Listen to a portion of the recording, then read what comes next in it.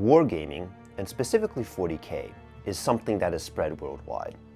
But there may not be a better spot to wargame than this, because for just a 30-second walk down the road from this little wargaming shop, you get this breathtaking view of Mount Fuji.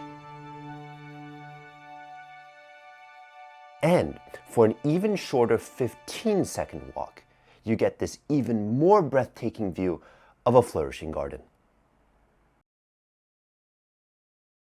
In our time here, not only did we learn about this wargaming shop, Fuji Warstorm, and its roots, we also learned about the wargaming scene in Japan as a whole. Now, I am currently myself based in Tokyo. My friend Ryan, and also co-producer of this channel, has decided to come over to Japan to visit and also to film some random tidbits. It was at this time that we stumbled upon this little store through a local Discord. Well, we had to go check it out. We wanted to take some footage, and Dave, the owner of the shop, was a super nice guy and kind enough to let basically a couple of no-names, that's us, go to his store and play around for a day. We set the date, got a rental car, and we're off. And after some time on the Japanese open road, we finally got there. It was more beautiful than we imagined.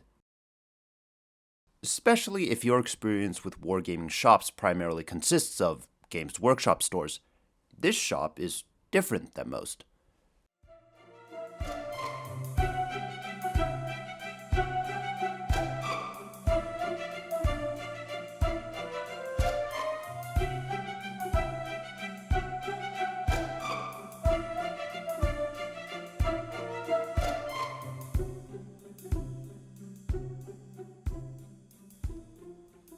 Our dreams of wargaming in some guy's shack had finally been achieved, but we were keen to learn more about how this all came into existence.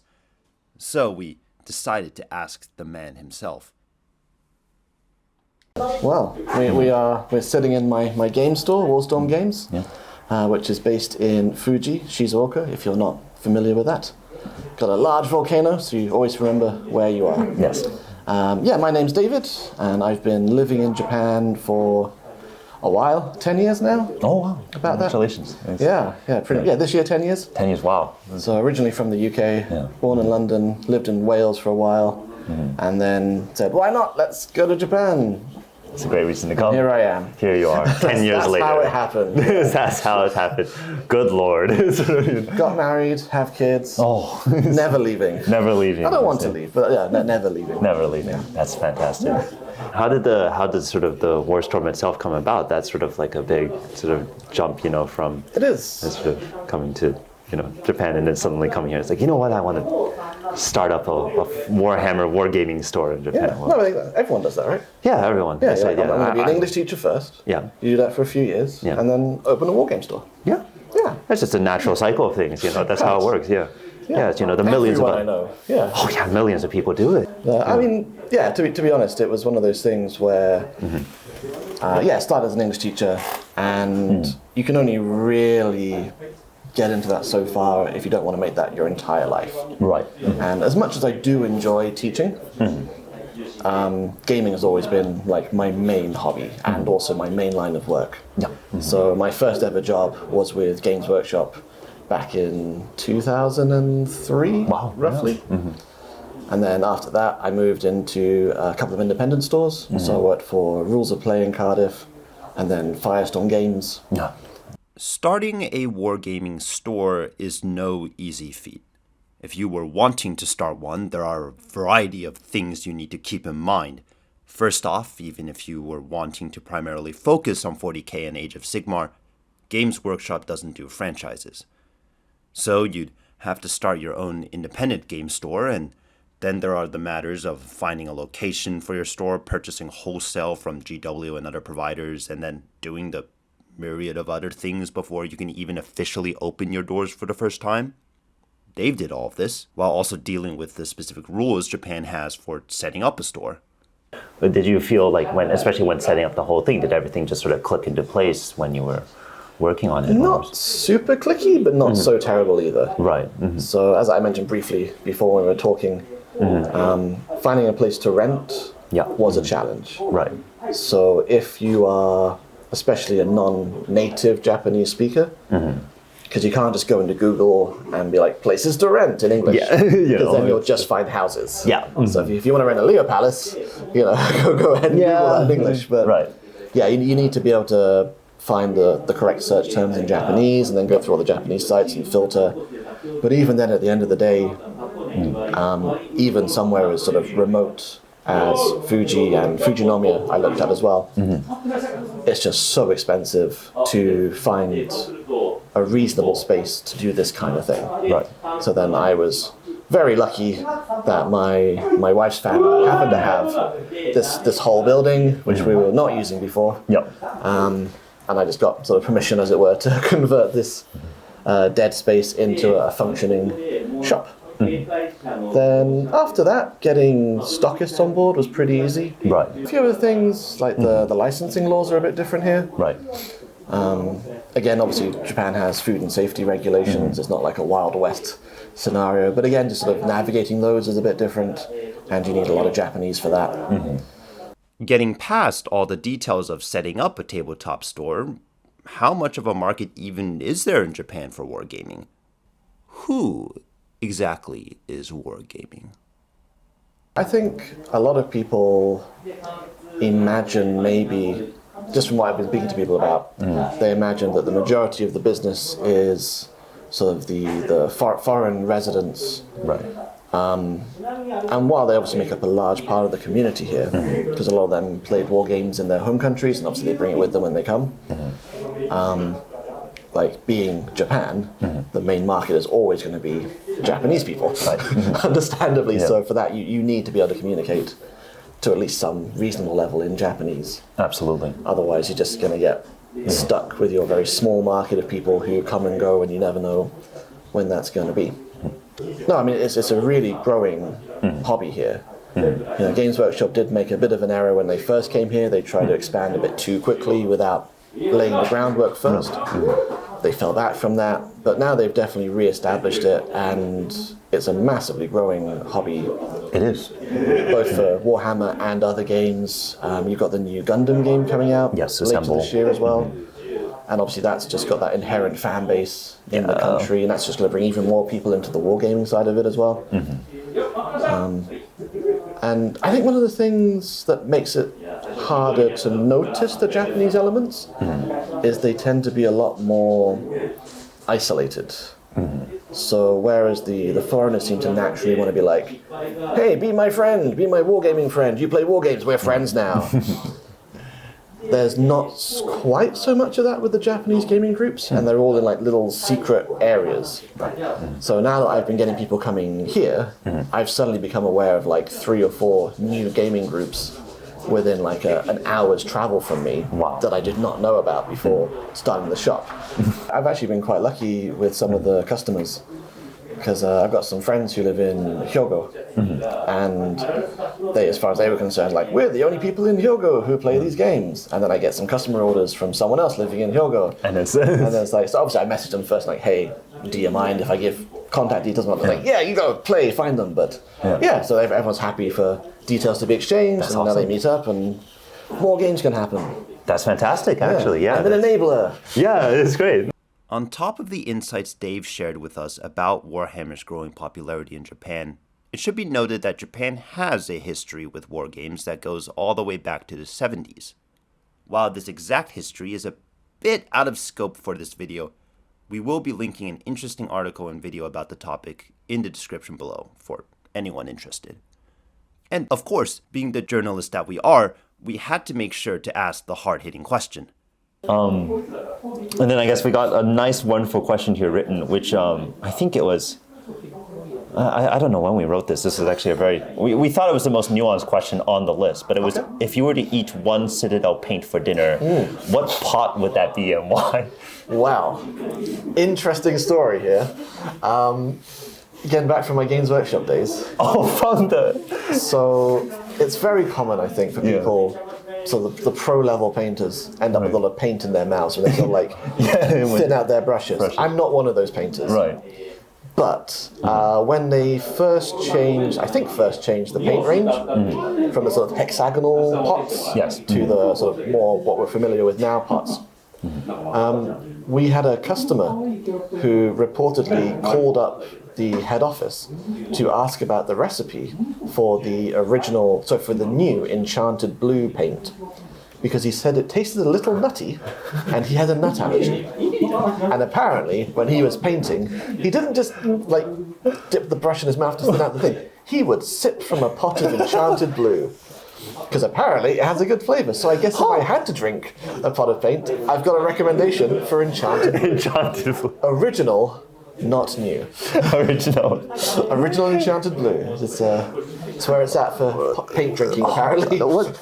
As we were gaining some interesting insights into wargaming in Japan through this interview, you may have heard background noise of people in a shop playing some 40K.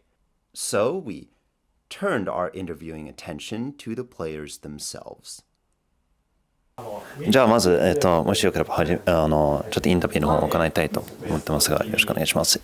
まず軽く、もしよければ皆さんの自己紹介を少しいただき、全然その軽くでもいいんですし、もしよければ今どの辺に住んでるところとか、その辺をちょっとお願いできたらいいかなというふうに思っております。よろしくお願いします。じゃあもしよければどの辺から始めた方がよろしいでしょうか。はい、お願いします。ニッシュと申します。住んでるところは静岡県の東部です。で、ウォーハンマーは、15年ぐらいやってます。で、静岡ハンマーというコミュニティ、このメンバーみんなそうなんですけれども、を10年前に始めて、始めた時には静岡県でウォーハンマーをやってる人は3人しかいなかったんです。あ、そうなんですか。そうなんです。はい。今は明日またゲーム会やるんですけども、15人とか20人とか集まるようになりました。はい。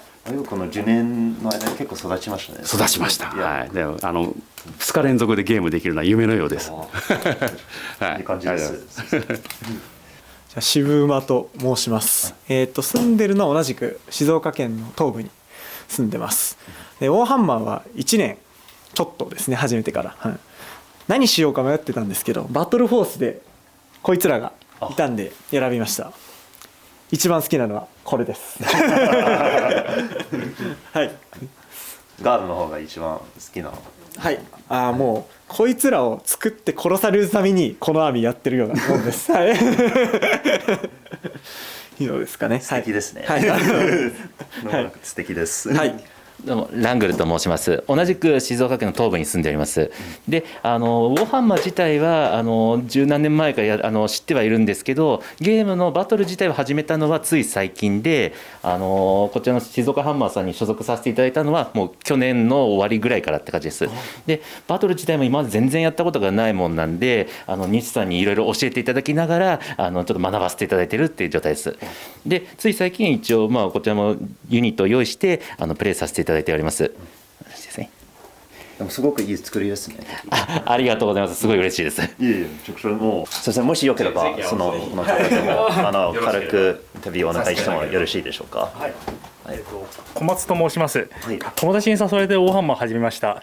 今1年目でなんだかんだで5種類ぐらい2000ポイント揃えちゃいました。だいぶ5種類っていうのが結構いろんなものを揃ってきたっていう感じですか。ほぼほぼ帝国軍でインペリアルナイトを中心に、ウルトラマリーンメカニカス、グレイナイトで今実はカストーデスも作ってます。だいぶ結構帝国寄りで遊ばせていただいてます。なるほどです。ケオスはどう思いますか。ケオスも今 AOS の方でケオス作ってます。あ、そうなんですか。じゃあ結構でも頑張ればケオスの方も AOS でからユニット持ってきてやれるかなっていう形で。天才です。偽りの工程にしよう。偽りの工程にしよう。なのでこれも改造すればケオスこんな感じで遊んでます。はい。すみません。じまった。静岡中部のグッチーと申します。ウォーハンマー歴は8年目ぐらいになるかと思います。ですね、網も5網ぐらい持ってて、陣営はもう帝国から頭脳からいろいろ何でもやる感じですね。であとは何ですね。去年の勝率がウィニングレートですね。85%。85%。93ですね。2年前だと。93でした。93で静岡で100で県外でちょっとずつ負けちゃった感じでした。とんでもなく強いんじゃないですか。強いよ強いよ。カスレースを2年くらい前から始めて全勝しているところです。バカ者じゃないですか。頑張ってます。じゃあどっちかというと一番多分好きな本どっちかというとカストーデスの方なんですけど。最初はオルクとかディーモンもやってたり、いろいろ本当にいろいろやってます。本当に全部好きでやってます。I'm sure many people would be curious to know, like, in a place like Japan, like, what is the faction that's the most played, or is there like a hated faction? What's like flying off the shelves in that sense? So, weirdly, or I don't know, coincidentally, I should say, it's the guys in the Discord for the expats community. Right. We're actually sort of doing a bit of a survey about what's the most popular. I did not know this. And I actually said for the Japanese community, almost everyone's playing demons at the moment. Just because I think the main reason is it works for both Age of Sigmar and 40k. So they can just like whatever game, it's all round bases.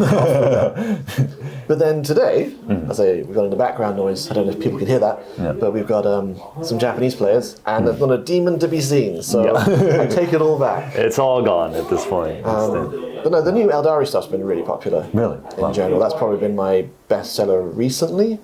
With the new Krieg sort of Astra Militarum, so just behind that. And so those are the top two places there. Wow.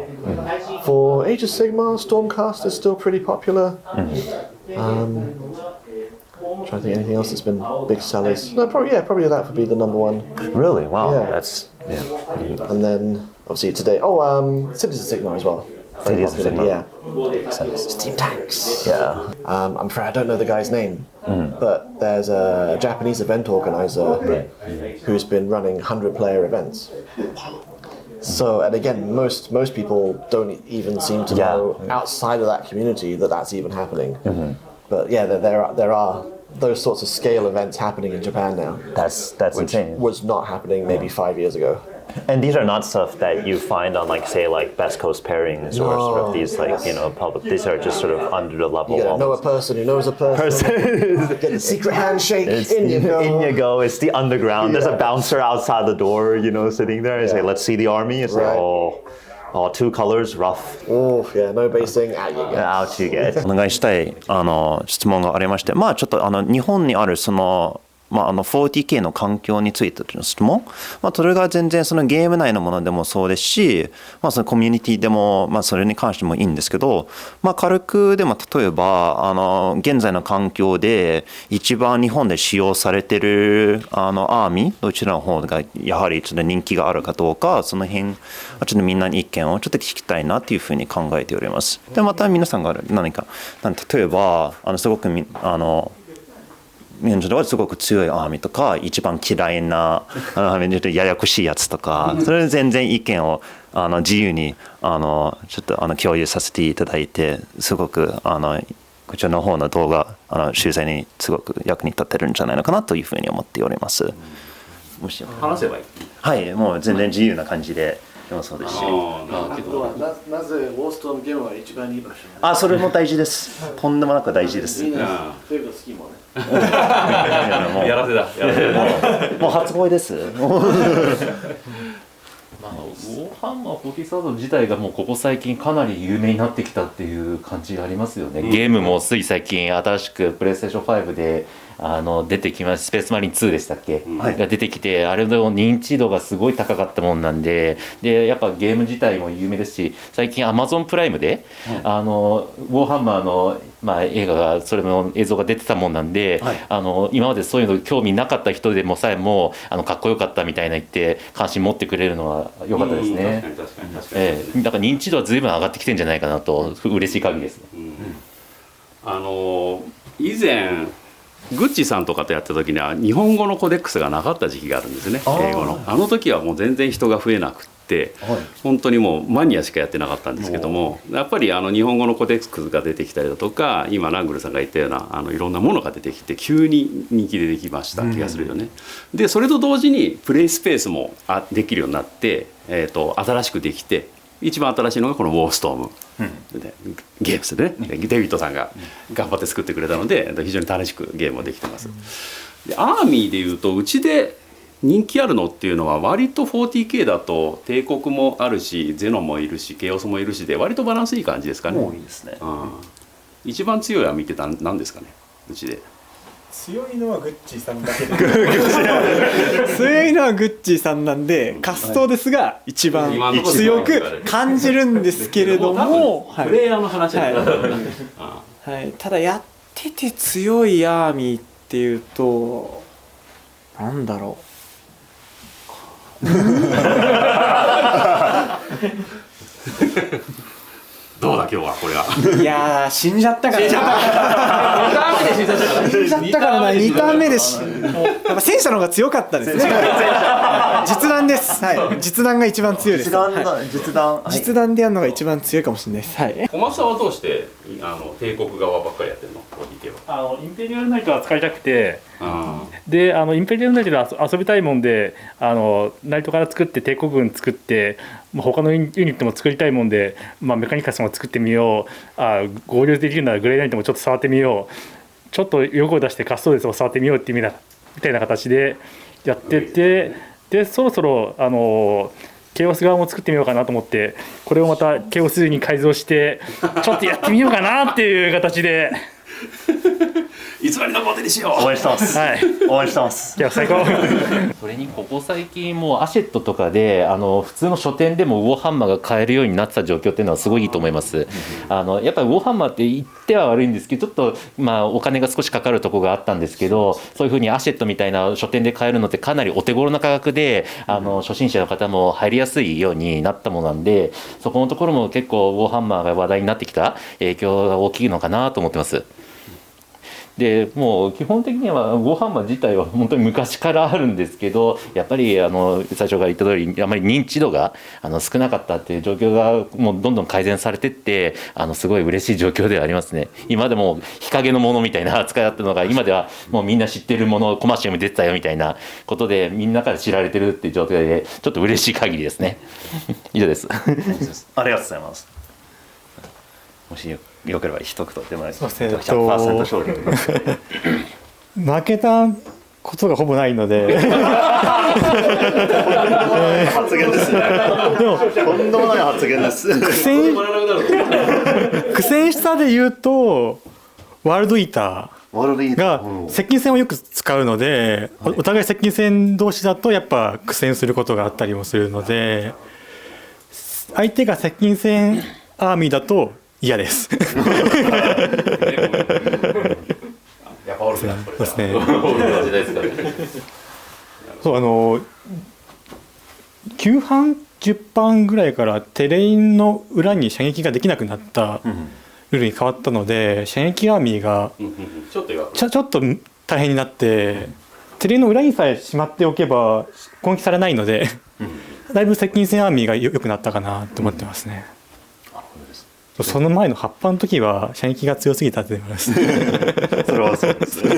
もう接近戦入る前に全部死んじゃってたんで、だいぶ今はいい感じになったと思います。バランスが。Games Workshop themselves are already opening more stores and have plans to further that. So we had the Fukuoka store open last year. I think the Nagoya as well. Yes, that one is open as well, from what I understand. So again, we're sort of hitting the point now where almost every major city has a Games Workshop in it again, which is pretty great. So at least on the sort of the west side of Japan from Tokyo. No, so I think again, just with the big sort of retail force of Games Workshop expanding out and sort of successfully expanding out as well this time, I would be very surprised if we don't see continued growth with the Japanese and expat community in Japan. I think recently there's been a lot more push to try and get a Japanese national team as well. Yes, I heard about that. The So WTC. that's going on. We've got a few different groups kind of pushing to sort of organise an option for that. Right.